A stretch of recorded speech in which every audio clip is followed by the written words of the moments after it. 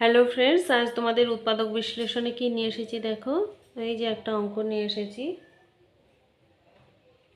তো কিভাবে করবে, প্রথমে 4x² মানে কি, আমি 2x এর হোল স্কোয়ার করতে পারি। 9y² মানে কি করতে পারি, 3y এর হোল স্কোয়ার করতে পারি। এখানে মাইনাস দিতে পারি।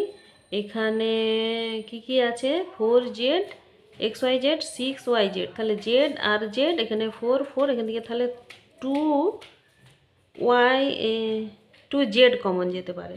2z কমন গেলে কি হবে, 2 দুগুণে 4, 2x, আর কি পড়ে থাকবে মাইনাস 2 3 6 3, আর y 3y, এটা পড়ে থাকবে। আচ্ছা, এবারে দেখো, এইটাকে যদি a আর এইটাকে যদি b ধরা হয়, তাহলে a plus B into a minus B সূত্রে পড়ে যাচ্ছে। তাহলে এখানে লিখি এই 2x প্লাস 3y, এখানে 2x মাইনাস 3y, আর এখানে মাইনাস 2z আর 2x মাইনাস 3y, এটা পড়ে আছে। তাহলে 2x মাইনাস 3y, এখানেও 2x মাইনাস 3y, এই দুটো কমন চলে যাবে। তাহলে লিখব 2x মাইনাস 3y কমনে চলে গেল, এখানে পড়ে রইল 2x plus 3y minus 2z হলো। তাহলে এইটাই অ্যান্সার।